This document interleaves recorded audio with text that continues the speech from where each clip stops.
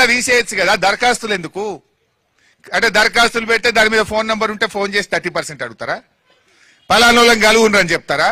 దరఖాస్తులు ఎందుకు? ప్రజలు తిరుగుడెందుకు ఆఫీసుల చుట్టూ? పెట్టినోని నువ్వే, తీయాల్సిన బాధ్యత కూడా నీదే. ఎవరి భూములు మీరు 22 పెట్టినరో మీకు తెలియదా? మరి పెట్టి ఎట్లా పెట్టినరో అట్లా తీయరాదా? కాగితాలు పెట్టుండ్రి, దరఖాస్తులు పెట్టుండ్రి, టోల్ ఫ్రీకి ఫోన్ చేయండి.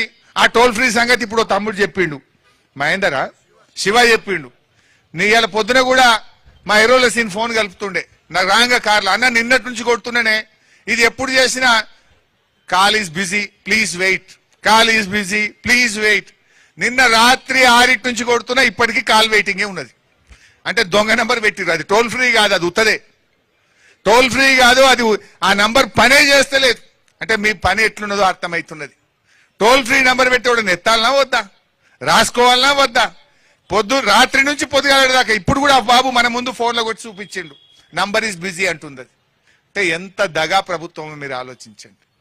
ఇవాళ ఈ ప్రజల పక్షాన మేము డిమాండ్ చేస్తున్నాం, నిషేధిత భూముల్లో ఈ కాంగ్రెస్ ప్రభుత్వం ఏ భూములైతే పెట్టిందో దరఖాస్తులు పెట్టాల్సిన అవసరం లేదు, ప్రజలను ఆఫీసుల చుట్టూ తిరగాల్సిన అవసరం లేదు. మీరే పెట్టిండ్రు, తక్షణమే ఆ భూములన్నీ కూడా నిషేధిత జాబితా నుంచి తొలగించాలని చెప్పి ఈరోజు మేము డిమాండ్ చేస్తా ఉన్నాం.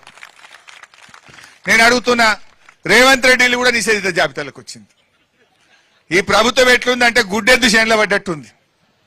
వీళ్ళు సర్కారు నడుపుతలేరు, సర్కస్ నడుపుతున్నారు వీళ్ళు. ముఖ్యమంత్రి ఇంటికే దిక్కు లేకపోతే ఇక సామాన్య ప్రజల పరిస్థితి ఏంది, పేద ప్రజల పరిస్థితి ఏంది? ఇప్పుడు ముఖ్యమంత్రులు నిషేధిత జాబితాలకు వచ్చినాక ఇప్పుడు సురుకు పుట్టింది.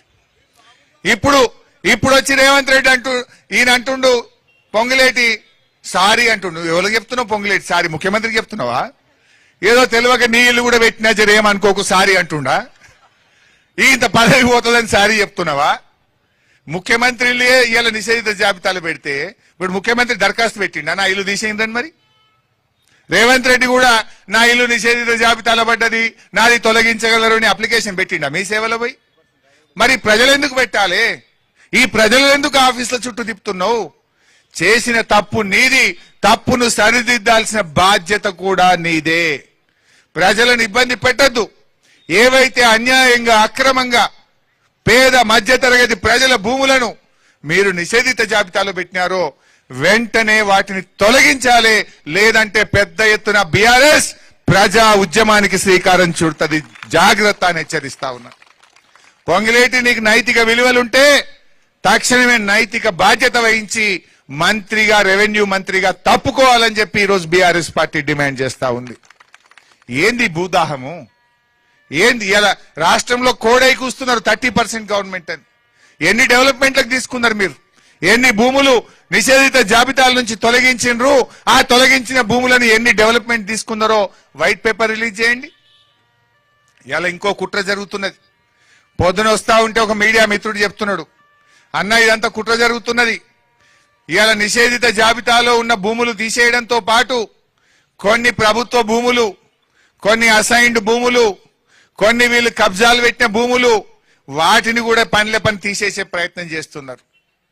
అదేంటి 14 CS14 ల్యాండ్లు, ఇంకా కొన్ని విలువైన భూములను కూడా ఇప్పుడు అన్ని తీసేస్తున్నామనే పేరు మీద వీళ్ళు కబ్జాలు పెట్టి అగ్రిమెంట్లు చేసుకున్న విలువైన భూములను కూడా తీసేసే పెద్ద కుట్ర జరుగుతుంది అని చెప్పి ఇవాళ ఒక జర్నలిస్ట్ సోదరుడు చెప్తా ఉన్నాడు. నేను అందుకే ఈరోజు ప్రభుత్వాన్ని డిమాండ్ చేస్తున్నా, అసలు కాంగ్రెస్ ప్రభుత్వం వచ్చినాక నిషేధిత భూముల జాబితాలో పెట్టిన లిస్ట్ ఏందో ప్రజల ముందు పెట్టండి.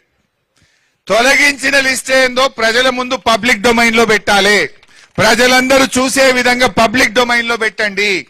మీరు పెట్టిన ఏంది, తీసిన ఏంది, ఎందుకు పెట్టిండ్రు, ఎందుకు తీసేసిండ్రు, ఎప్పుడు పెట్టిండ్రు, ఎప్పుడు తీసేసిండ్రో ఇది పబ్లిక్ డొమైన్ లో